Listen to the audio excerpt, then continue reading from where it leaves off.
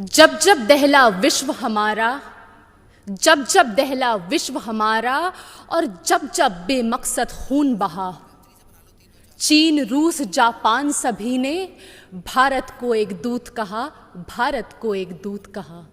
बढ़े चलो यही निदाए वक्त है, ये कायनात ये ज़मी ये कहकशा का रास्ता, इसी पे गामज़न रहो अमन की राह पर चलो। Thank you so much. जब आप लोगों के सामने बोल रहे हैं और लोगों की बोलती बंद हो जाए और सिर्फ सुनाई ये दे कि तालियों की गड़गड़ाहट, तो आप समझ लीजिए कि आप अपने शब्दों में उनको समझाने में सफल हो गए हैं। ऐसा ही कुछ करके दिखाया है छत्तीसगढ़ की माहिरा खान ने, और उसके वीडियो आजकल इंटरनेट में सनसनी बन गए हैं, वायरल हो रहे हैं। तो ये माहिरा खान है कौन? आज उन्हीं से मुलाकात करवाएंगे, उन्हीं के बारे में आपको बताएंगे कि माहिरा खान के पीछे क्या कहानी, कैसे उन्होंने इतना लंबा सफ़र तय किया है और माहिरा खान के पास ही है। ये बताइए कि अक्सर हमने देखा है कि 10-50 लोग 20 लोग रहते हैं तो इंसान बोलने में लड़खड़ा जाता है, घबरा जाता है। आपने तो संसदीय लोगों के बीच में और इतनी शालीनता से और इतने तेज तर्रार आवाज़ से अपने भाषण को सुनाया जिससे सब तालियां ही बजाने के लिए मजबूर हो गए थे। तो ये कॉन्फिडेंस कहाँ से आता है आपको? जब एक छोटी सी बच्ची को नर्सरी क्लास में उनके मम्मी पापा स्टेज पे छोड़ देते हैं, तो 20 साल बाद थोड़ा थोड़ा कॉन्फिडेंस तो बढ़ ही जाता है। अच्छा जी, तो ये आदत की बात है। ये शुरुआत की कहानी बता रहे हैं आप, बचपन में ऐसा आपके पापा ने किया था? पापा मम्मी दोनों ने। अच्छा, हमें छोड़ देते थे स्टेज पे तो अब आदत हो गई है। Stage feels like home. क्या बात है जी। तो आपके घर में आपके लिए तालियां बजी, कितना खुशी हुआ? बहुत ज्यादा। सब अपनों को ही खुशी होती है ज्यादा। खुद को तो लगता है एक चीज जो करनी थी वो हो गई। अब बाकी घर वाले और आसपास वाले और कितने लोग जो जान पहचान के हैं और जो नहीं भी हैं, वो देख के इतना खुश हो रहे हैं, तब लगता है नहीं यार कुछ कर लिए। हमें भी खुशी हो रही है क्योंकि छत्तीसगढ़ की बेटी ने देश में नाम कमाया, दुनिया भर में मतलब अब एक पहचान मिल गई है माहिरा खान को। तो ये माहिरा खान को लोग जानना चाहते हैं, तो हम इसीलिए आपके पास आए हैं आपको बताने के लिए कि ये माहिरा खान कौन है, दुनिया को पता चले। तो ये बताइए कि जब वीडियो वायरल हुआ तो बहुत सारे रिएक्शन आए, इसको लेकर क्या कहना है? जब कोई काम करने निकलते हैं, ये नहीं सोचते कि कितना रिकॉग्निशन मिलेगा, कितनी प्रतिष्ठा मिलेगी। हम बस काम करने निकल जाते हैं, तो बस मेहनत करे थे उतना ही सोचे थे, ये नहीं सोचे थे कि इतना रिएक्शन मिलेगा, इतनी चीजें वायरल हो जाएंगी। लेकिन बस आप यही बताना चाहते हैं आपको कि सब हम मेहनत करने के लिए करे थे, और ये कि सबको उसे देख के एक मोटिवेशन मिले।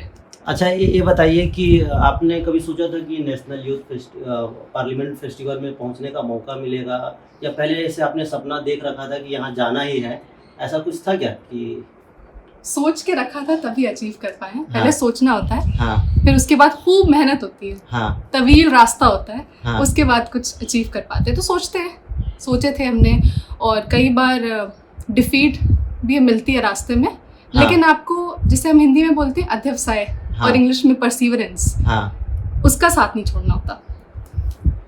आपने स्टेज को अपना घर बताया, और उस घर में जाने के बाद आपका कॉन्फिडेंस ऑटोमेटिक बढ़ जाता है, बूस्टर मिल जाता है आपको। परिवार का कितना सपोर्ट मिलता है इस तरह के अचीवमेंट के लिए? जैसे कि हमारी दादी थी, पिछले साल हम हार गए थे नेशनल यूथ पार्लियामेंट में, और उसके बाद भी वो बोलती थी नहीं माहिरा तो मेरे लिए जीती हुई है, फर्स्ट तो बस माहिरा ही है। तो घर वालों का इतना ज्यादा जब बूस्ट वो करते हैं हमें, तो ऐसा लगता है कि नहीं रिस्पॉन्सिबिलिटी है, कि जब इतना कोई हमें मान रहा है तो थोड़ा तो कर ले मेहनत उनके लिए। फिर बाकी सब तो किस्मत की बात होती है। घर वाले बहुत सपोर्ट करते हैं, बहुत ज़्यादा। हमारे पापा, हमारी मम्मा, बहुत ज़्यादा। अच्छा, ये बताइए कि यहाँ से वहाँ तक जाने का जो सफ़र रहा, वो किस प्रोसेस से गुजरना पड़ा आपको? जी, पहले NYKS की तरफ से नोटिफिकेशन आता है और हम अप्लाई करते हैं उसमें। हर डिस्ट्रिक्ट में होता है ये। और अपने डिस्ट्रिक्ट में फर्स्ट या सेकंड पोजीशन लानी होती है, तब आप आगे बढ़ सकते हैं। उसके बाद स्टेट लेवल होता है। स्टेट लेवल में फर्स्ट, सेकंड और थर्ड आना पड़ता है, तब जाके आप नेशनल्स में जाते हैं। और नेशनल्स में लेकिन सिर्फ फर्स्ट पोजीशन होल्डर जो होता है उसे बोलने का मौका दिया जाता है। तो टोटल 29 स्पीकर्स होते हैं। अच्छा, ये बताइए कि हम कोई अच्छा भाषण कहने जा रहे हैं, लोगों के सामने पेश करने जा रहे हैं, तो हमें किन 5 जरूरी बातों को ध्यान रखना चाहिए, शब्दों का चयन ऐसा हो कि उसका मीनिंग लोगों को समझ में आए, इस तरीके की बातें बताइए। 5 से ज़्यादा हो सकते हैं। सबसे पहले तो आपका भाषण हाँ आपके ऑडियंस के हिसाब से होना चाहिए। हाँ तो हम हमेशा कोशिश करते हैं कि कोई भी लैंग्वेज में हो, कोई भी ज़बान में हो, वो काफ़ी सिंपल हो। हाँ और सेकंड, टू द पॉइंट हो, जो टॉपिक है उस पे होना चाहिए, इधर उधर आपको नहीं जाना है। तो टॉपिक है रेलेवेंट, सिंपल, रेलेवेंट।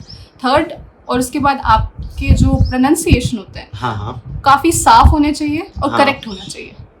और फोर्थ होता है आपका बॉडी लैंग्वेज। हाँ और फिफ्थ आपका होता है एक्सप्रेशन। हाँ, जो मैंने आपसे एक सवाल भी पूछा था कि जो हम कुछ बोल रहे हैं, कुछ भी पेश कर रहे हैं जी। अपने भाषण में, तो उन शब्दों से मैच करना चाहिए कि हमारे एक्सप्रेशन कैसे हैं। अगर थोड़ा एग्रेसिव बोलना है तो चेहरे में एग्रेसिवपन होना जी। भी चाहिए। ये बहुत ज़रूरी होता होगा मुझे लगता है। जी, बहुत ज़रूरी होता है, हाँ क्योंकि कंटेंट सब बोलते हैं कि सबसे ज़्यादा ज़रूरी होता है। हाँ। लेकिन इस कंपटीशन में तो सिर्फ उसके 1/4 मार्क्स थे। बाकी तो आपका डिमीनर है, बाकी आपका आर्टिकुलेशन है, हाँ आपका एक्सप्रेशन है, ये सब में ज़्यादा मार्क्स मिलते हैं आपको। हाँ जो आप कह रहे हैं उसमें आप अच्छे से कहें तो उसका इम्पैक्ट बहुत ज़्यादा बढ़ जाता है। जैसे आपने कहा कि आपका, अगर आप एंग्री हैं तो आपको गुस्से वाला एक्सप्रेशन बनाना पड़ेगा। कई बार वो ज़रूरी होता है, कई बार आप टोन डाउन कर लेते हैं, डिपेंड करता है, आपको अपनी ऑडियंस को समझना होता है।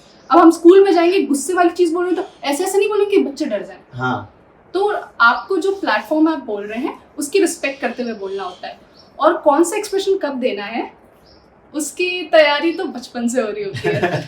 क्योंकि आप जब स्टेज में जा रहे होते हैं आप कुछ प्रिटेंड नहीं कर सकते ज़्यादा, हाँ। नेचुरल आपका आ ही जाता है। अच्छा, आपका मैं स्पीच देख रहा था तो आप मतलब वर्ल्ड लेवल का बोल रही थी, ग्लोबल टॉपिक पर बोल रही थी, लेकिन इतनी मुस्कुरा कर आप बोल रही थी कि कई बार कहते हैं ना कि मीठी छुरी, दोधारी तलवार, इस तरह की बातें कही जाती है, वो सटीक बैठता है मुझे लगता है। देखें, प्यार मोहब्बत से कोई भी समझाता है तो हाँ। बात समझ में आ जाती है। हाँ गुस्से वाली ट्रिक शायद हर बार काम ना आए, हाँ लेकिन आप प्यार मोहब्बत से अच्छे से कोई चीज़ समझाते हैं तो ज़रूर कहीं ना कहीं इम्पैक्ट क्रिएट करता है, ये हमारा मानना है। एक और ज़रूरी सवाल, जब हम कहीं भी बोलते हैं और आपको सुना जा रहा है तो मुझे लगता है कि वहाँ आपकी आवाज़ क्लियर हो, लोगों को समझ में आए और साफ भाषा, साफ शब्दों का प्रयोग किया जाए। तो इसके लिए घर में क्या क्या तैयारी करते हैं, क्या क्या मेहनत करना पड़ता है आपको, क्या क्या चीज़। कई लोग ये कहते हैं ना कि गर्म पानी पिया करो, आवाज़ पतली होगी, या ये करो इससे आवाज़ मोटी होगी, ये सब कुछ करना पड़ता है? नहीं, ऐसी तो कोई ट्रिक नहीं हम आजमाते हैं। हाँ। लेकिन अपनी मम्मी को बता देते हैं, मम्मी आप बस अब रोक दीजिएगा हमें कुछ ठंडा खाने से, कुछ ज़्यादा मीठा खाने से। तो मम्मा क्या करती है, छुपा देती है कुछ दिन पहले, क्योंकि हमसे कंट्रोल नहीं हुआ जाता, हमें बहुत शौक है। तो ये थोड़ी सी आपको मेहनत करनी पड़ती है कंपटीशन के थोड़े पहले। ऐसा कुछ स्पेसिफिक नहीं होता, लेकिन अगर गला ख़राब लग रहा है आपको तो आप बिल्कुल गर्म पानी पिए और काढ़ा बना के पिए। ये सब हमारी मम्मी ध्यान रखती है, सब उनके ऊपर है। अच्छा, ये बताइए, जिस कविता से आपको पहचान मिली देश दुनिया में, वो कविता आज हमें सुना दीजिए, एक बार हमारे एबीपी के दर्शक भी सुन लें। जी, पहले हम बताना चाहते हैं, हमारी दोस्त बरखा के अल्फाज हैं ये। हाँ हाँ तो पूरा क्रेडिट उनको जाता है। हाँ, सिर्फ बोला हमने। ओके। जी। जब जब दहला विश्व हमारा, जब जब दहला विश्व हमारा, और जब जब बेमकसद खून बहा, रूस, चीन, जापान सभी ने भारत को एक दूत कहा, भारत को एक दूत कहा। अच्छा, इसके मायने क्या है वो भी थोड़ा समझाइए हमारे दर्शकों को। जी, इसके मायने काफी सिंपल है। हाँ। अगर इसको हिंदी आ रही है। मतलब हमारा जो देश है हमेशा it's been a harbinger of peace. हाँ हमेशा हम पीस का मैसेज देते आए हैं। हाँ। अगर हम बुद्ध की बात करें, उसके बाद हम आज तक हम देखें तो हमारा हमेशा मैसेज होता है पीस का, नेगोशिएशन का। हम हमेशा इस पे बिलीव करते हैं। हम कभी इस पे बिलीव नहीं करते कि हम जाके किसी देश पे अटैक करें। बातचीत, वार्तालाप से हमेशा कोशिश करते हैं कि अमन की राह पे चलें। तो उसका मतलब ये है। लेकिन इसका मतलब ये है कि चीन, रूस, जापान, ये सब हमेशा बोलते हैं, इंडिया को देखते हैं, ये लोग खुद ऐसी कंट्री नहीं रही है पीसफुल। हाँ, अगर हम हिस्ट्री हाँ, देखा हाँ, जाए हाँ, तो हिस्ट्री में जी। लेकिन ये 3 country are metaphors of the entire world. हाँ।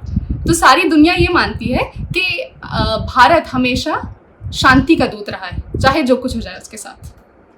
और एक चीज़ ज़रूरी ये भी हो जाता है कि आज का यूथ कहाँ जा रहा है। तो सामाजिक मुद्दों की बात करें तो हमारे यूथ को भी हमें ध्यान देना चाहिए, क्योंकि आज के यूथ को मैं देखता हूँ तो वो दुनियादारी से बिल्कुल भी अलग हो जाते हैं और खुद में जीने लगते हैं। और आजकल मैं देखता हूँ सोशल मीडिया में लोग इतने मतलब खो जाते हैं कि भूल जाते हैं कि हमारे देश में क्या हो रहा है, हमें क्या करना चाहिए, अपने अपने जो एम है उसको कैसे हासिल करना है, परिवार वालों को ध्यान देना है, ये सब चीज़ भूल जा रहे हैं। तो इन युवाओं के लिए क्या कहेंगे, क्योंकि आप खुद यूथ में पॉपुलर होती जा रही हैं?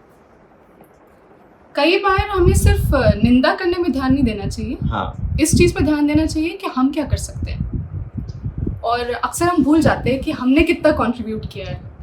क्या आपने जाके किसी की मदद की, आज आपने कुछ अच्छा काम किया, या कुछ नहीं तो आपने किसी को कुछ अच्छे बोल दिए, उसका दिन बन गया। तो हमेशा इस चीज़ में ध्यान देना चाहिए। सब बोल रहे हैं कि डिटैच हो जाते हैं आजकल के youth. I think it starts from a family. आपके परिवार से हर चीज़ स्टार्ट होती है। अगर आपके घर वाले आपको हर चीज़ से जोड़ के रखते हैं, आपको रिश्तेदारों से जोड़ के रखते हैं, आपको सोसाइटी से जोड़ के रखते हैं। हमारे नेबरहुड में भी काफ़ी लोग आए मिले, सब कुछ करते हैं। हमारे फादर बहुत प्रमोट करते हैं कि आप हमेशा मोबाइल में नहीं लगे रह सकते, ये दुनिया नहीं है आपकी। तो ये हमेशा हमें ध्यान रखना होता है। जैसे एक बार एक इंसिडेंट बताते हैं हम आपको। स्कूल में जब हमारे थोड़े कम मार्क्स आ रहे थे तो हमारे दिलजीत सर बोलने लगे, माहिरा तुम पढ़ो, तुम्हारे कम क्यों आ रहे, तुम तो अच्छी स्टूडेंट हो। तो हमें काफ़ी मोटिवेशन मिला। तो हम घर पे आके मम्मा को बोले और हम मम्मा को बताया कि मम्मा हमारा फ़ोन में काफ़ी ध्यान रहता है। Gen Z, I am admitting I was addicted and I am still addicted to phone. लेकिन उसके तरीके होते हैं।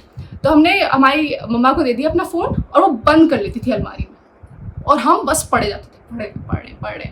तो आपको कोई ना कोई टेक्निक ऐसी आजमानी होती है अगर आप किसी चीज़ से एडिक्टेड हो जाते हैं। और आजकल के यूथ एडिक्टेड हैं। पहले तो आप माने आप एडिक्टेड हैं, फिर आप सोल्यूशन निकालें और बाकी चीज़ों में ध्यान दें। अच्छा, एक इसी में और जुड़ा हुआ सवाल है। सोशल मीडिया हमारे लिए कई बार अच्छा भी होता है कि हम एक जगह पे रह के दूसरे की जानकारी ले रहे हैं, उनसे बातचीत कर रहे हैं। संचार का एक बहुत बड़ा माध्यम सोशल मीडिया बन गया है, लेकिन यही हमारे लिए जहर भी बनते जा रहा है जिस पर हम बात कर रहे हैं। तो आपने बताया कि अलमारी में रख दिया जाता था कि जब मैं पढ़ाई कर रही थी, आप बोले जी। तो ऐसे बाकी और लोगों के लिए भी ये जहर बनते जा रहा है। जी,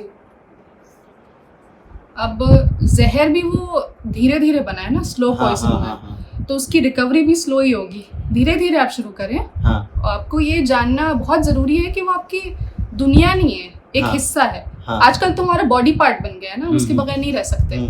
तो आप उसी के लिए यूज़ करें जिसकी आपको ज़रूरत है। मे बी आपको कुछ सर्च करना है तब आप सर्च करें, लेकिन अगर आपको कुछ सर्च भी करना है, स्टडी भी करना है, तो आप लैपटॉप प्रेफर करें और ऐसी चीज़ प्रेफर करें जिससे आपका डिस्ट्रैक्शन ना हो। अगर आपका एम क्लियर होता है ना, तो आपको फिर कोई चीज़ मैटर नहीं करती। और मोबाइल भी उन चीज़ों में से साइडलाइन हो जाता है खुद ब खुद, और आप उसी में ध्यान देते रहेंगे कि मेरे लाइक कितना है, कमेंट कितने आए, मुझे आज फोटो डालनी है, तो आपका दिमाग उसी में चला जाएगा। बाकी आपकी पढ़ाई साइडलाइन हो जाएगी। तो आप एम आप बनाए, बाकी हर चीज़ साइडलाइन हो जाएगी और आपको खुद ब खुद अपना सोल्यूशन निकालना पड़ेगा। और सोशल मीडिया से ही जुड़ा एक और सवाल है कि ट्रोल करने वाले लोग बहुत ज़्यादा देखने को मिलते हैं। आपको भी बहुत ट्रोल किया जा रहा था, मैंने देखा ट्विटर में, फेसबुक में, अलग अलग सोशल मीडिया प्लेटफॉर्म में।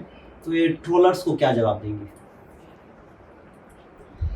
उनको हम यही बोलना चाहेंगे, आप यूथ पार्लियामेंट में पार्टिसिपेट करें और 29 पार्टिसिपेंट्स में आपका नाम हो और आप बोले सेंट्रल हॉल में जो आपको बोलना है। एक्चुअली ऐसे छुप के बोलने का कोई फ़ायदा नहीं है। वहाँ तक पहुँचे और उस मेहनत में आपको सब रियलाइज़ हो जाएगा क्या कुछ लगता है, और हम इतना ही बोलना चाहते हैं उनको। ठीक, तो हमारे साथ माहिरा खान थी और इनकी काबिलियत और इनके बारे में जो विवाद भी सोशल मीडिया में देखने को मिला था, उन सभी सवालों का जवाब माहिरा ने खुलकर यहाँ पे दिया है। और माहिरा खान को आप नहीं जानते हैं तो ये इंटरव्यू देखेंगे तो आप जान भी जाएंगे।